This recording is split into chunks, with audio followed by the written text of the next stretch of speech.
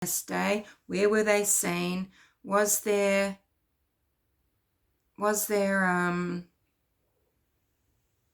you know, what footage have they got? Okay, well, we'll see their photos. They see that, you know, what did the police do? I mean, not just, okay, let's have some convicted child abuser here, you know, analysing their images and everything they're saying and saying, look how cold and cruel these girls are. These girls know they're complicit and look how carefree they are. You know, I just thought this was just all such rot. Sure, yes, and in Mexico, can't you see the strain and pain in those girls' faces? And that, hi, hope to meet you soon sort of video that they made from Mexico for someone's boyfriend's friend or something like that. I don't know. Or someone's friend's boyfriend. I don't know, a birthday message. There's huge strain there. Huge strain in those beautiful faces. And, you know, for people who say they are so on the side of Suzanne and they just want to be there for her, you haven't been there for her in the way she would have wanted, which is to be there for her girls. Now, maybe the girls have said, don't come near us, family. They could well have. But, you know, the Mormons haven't turned up for Suzanne throughout any of these proceedings. So I believe that is wrong. Morally wrong, and wrong if they wanted to help the prosecution. They could say that, well, you know, we'll be there at the trial. We haven't wanted to upset the girls. How about showing the girls that you do really care? Turn up in town, say we're at this hotel. We will talk whenever you want. There is no pressure, but I'm going to be here. I'm here for a week. I love you. Nah. So by crucifying the girls along with Barry Morphew, I don't believe you're honouring Suzanne. I'm sorry if that offends anybody, but there has been such viciousness, such, you know, alienate, just throwing them all in together, making such accusations about their character. Remember, Suzanne raised those girls. Suzanne raised those girls. You think she raised the type of women that you've been... How is that honouring the woman that you say that you are fighting for? Okay? It doesn't. She wouldn't... She's not down... Suzanne is not down with that. She wants people supporting her girls. She wants them to be safe. She wants them to know that they are loved, not isolated, and not accused of atrocities. And this has gone on way too long.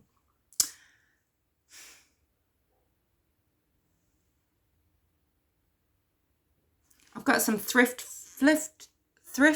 flip projects I'm doing. Maybe I'll show you that in a video. It's really hard to do. There's so many ideas that I've had to do.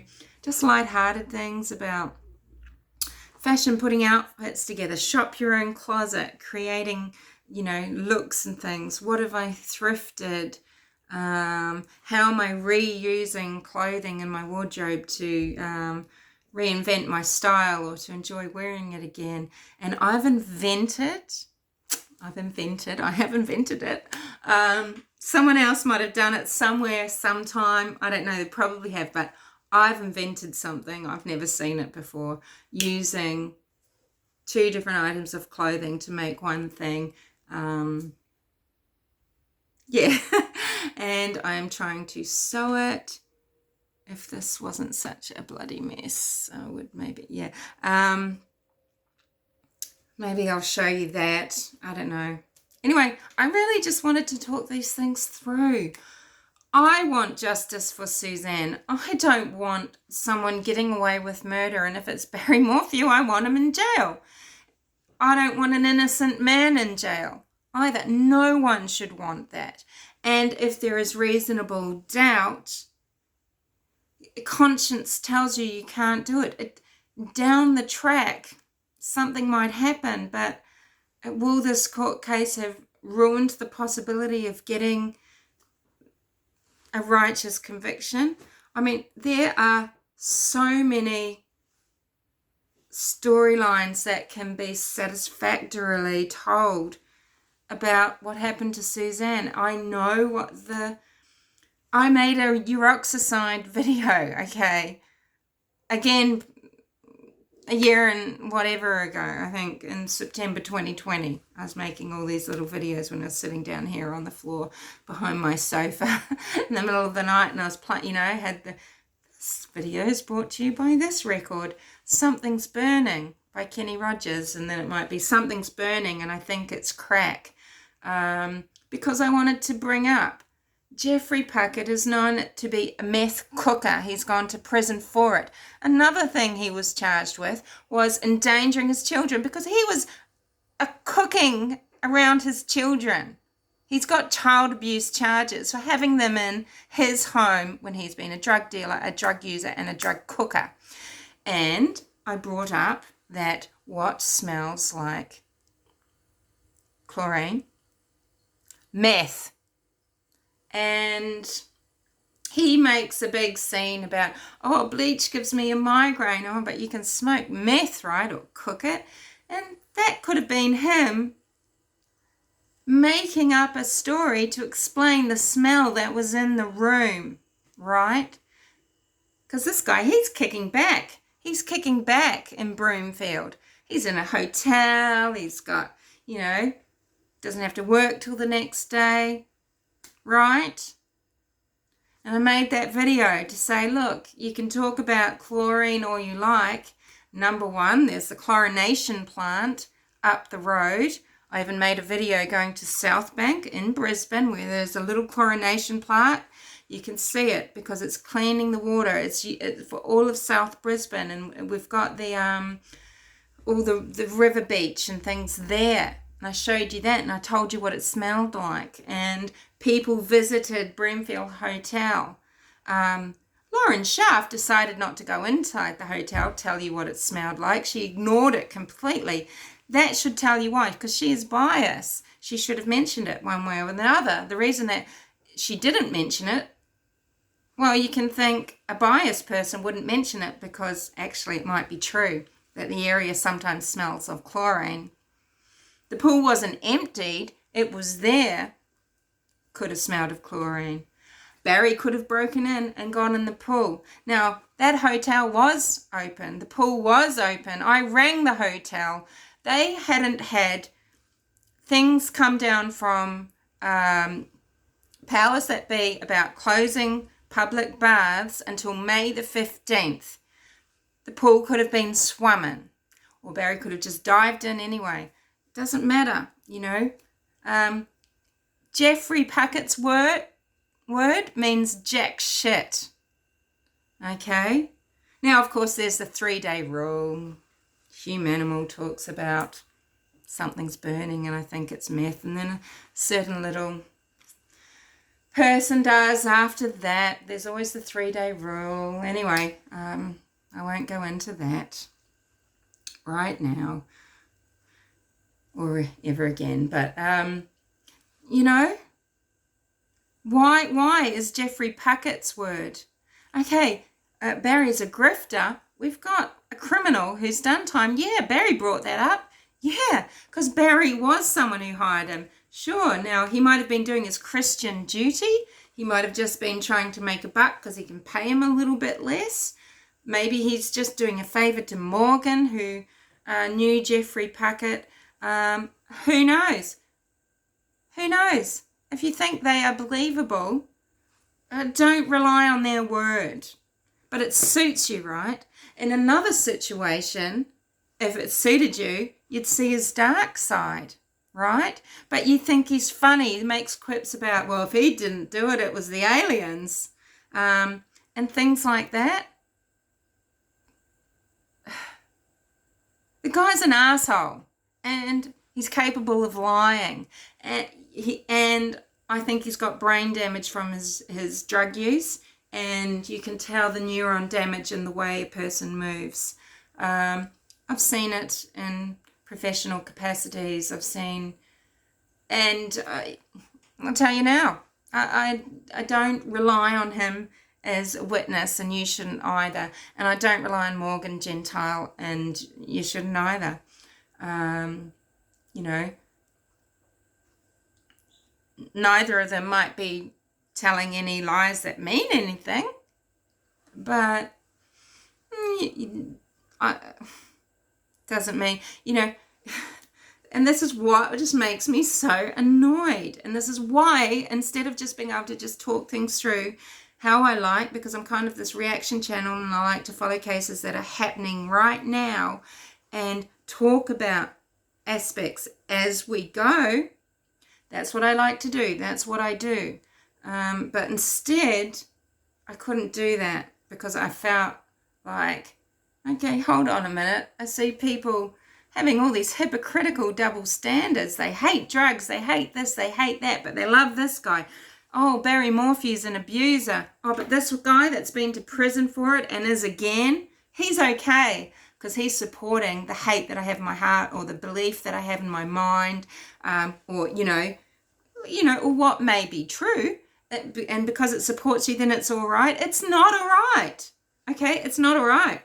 I don't give passes like that for child abuse. I don't give passes like that for domestic abuse. I don't care what the circumstances are. No. And just because it serves you, so they're okay, these people are okay. When they didn't serve you, or it served you to get, you know, to laugh and to speculate on who Barry's having an affair with and who he's having children with, that's okay. And now she's your saint. Yeah, it doesn't wash with me, and that's why I've spent the year doing what I'm doing. I have not enjoyed it one little bit. It's had a huge negative impact on my life, my enjoyment, on what I, you know, use YouTube for, and on my mental health, on everything, on my feelings of safety, you know, everything. And it's affected greatly what my contribution, my small contribution, has been to anybody that honors me with listening to me. It has affected what I've been able to contribute. And yeah. So I have to take responsibility for that, because I've chosen to speak up against these things and to highlight these things. But, you know, it's because I have felt so passionate about it. It has meant something to me. And I think someone can be guilty, for example, someone can be guilty. They can have done certain things, and it doesn't give free range to talk with, and to make things up, or to talk falsities, or to add things in that just didn't happen or aren't true, because you want them to be, or anything. Just look for the things that make it so, you know.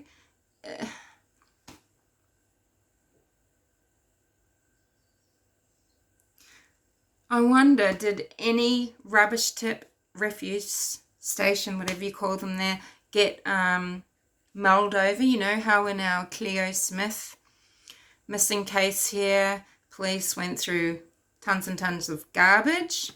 I mean, I know the police were too late seeing Morphew with his trash. I believe he would throw trash there. He wouldn't put it in a domestic bin, because people in that community are going to say, why are you throwing your trash away in this bin? This is just for our domestic use. Now I can't fit mine, or I'm not paying for Barry Morphew Landscaping's rubbish removal. Okay, so there's plenty of reasons why he wouldn't put that in the bin at Puma Path. But if he had those scratches to hide, why is he walking around in t-shirts all through Denver? Okay, not all through Denver, but he went several places, and he's in t-shirts. He's only in a long shirt when he's coming back at night. So is he just down there punishing Suzanne, you know, leaving her alone? Yeah.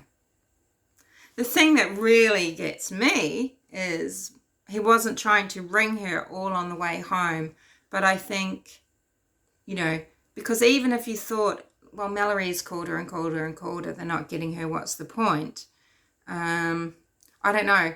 I'd be, even driving, I'd be pushing that redial and I'd be calling up the cops all the way home. And I think I still would be trying to call my partner. But at the same time, just like going into the house, he'd been told the house had been gone through, that she wasn't there. So it's not like Chris Watts, who was actually opening the home for the first time. He goes in, goes to the white car, but he doesn't go in calling for Shanann. It's a slightly different scenario because Barry, you know, people have been in the home, looking in the home, lots of people. He knows she's not there, sort of, right? So there's the not calling on the way home in the car, not calling her. But yeah, that's something that interests me. Not so much, not when he goes inside the house.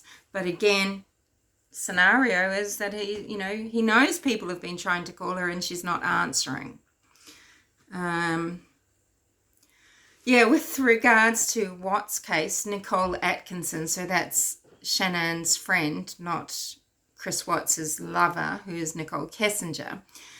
Nicole Atkinson, on that day when reporters, you know, reporters are there, she actually does a little bit for the news as well. So Watts is doing his one, and Nicole says, if you're out there, if anyone can hear this, if you can hear this, Shanann, you know, and she is genuine, unless you're one of those 1% that thinks she had something to do with it, because believe me, there are those people.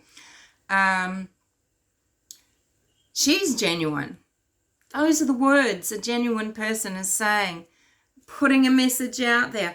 If you're there, if you can hear me. And that is what Morphew was saying in his. Okay, so did he watch that Frederick crime unfold? Is that where he learned to say it? But why wasn't he mimicking what Chris Watts says? Was it because by this stage he knew, as did we all, Chris Watts didn't come across as believable, but Nicole Atkinson was? I mean, really? Yeah. Or is he just saying what naturally comes out? If anyone is out there that can hear you. I mean, he genuinely still thought that she was having an affair. I don't know, you know. So I don't know. And yeah. It's funny because whilst at the first instance, you know, for the first period, I was going, oh, you know, yeah, if it's this, it's this. If it's that, it's that. You know, for example, is he naturally calm under pressure, or is he calm because he knows what happened? So he's resolved things, right? I used to talk like that. But, yeah, those things used to throw me because I just felt this kind of, that just genuineness, a kind of genuineness sort of in the first sort of things, right? That walking interview and the thing. And of course you keep looking back at them and you're analysing them and you can make anything sinister. And, you know, I can often, you know, I'm fallible.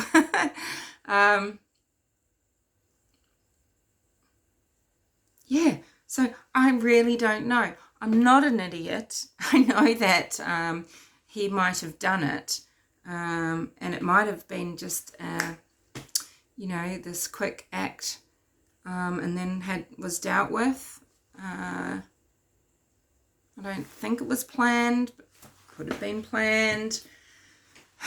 But I also know that he might be innocent, and it might just be looking really, really bad because, you know, hey, he has lived his life a certain way and he comes across a certain way. So I don't know, you know, and usually I will call things. I'm pretty straight up with you with what I think, right? Or, you know,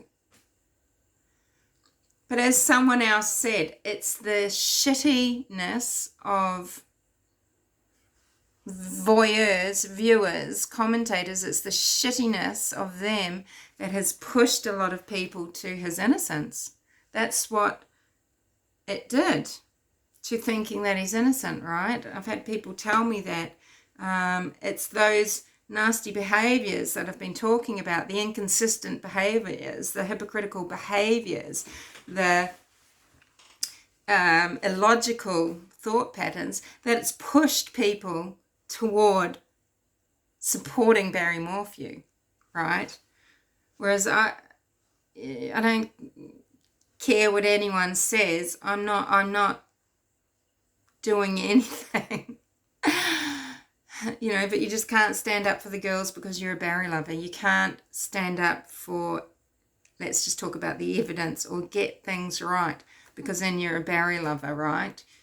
You can't say, well, hold on a minute, that was third-hand information, you don't know this, and also it assumes this, this, and this. Suddenly you're a Barry lover. It's just like, no, I just like to really understand things, and if something is only going to warp things, why would you want it, right?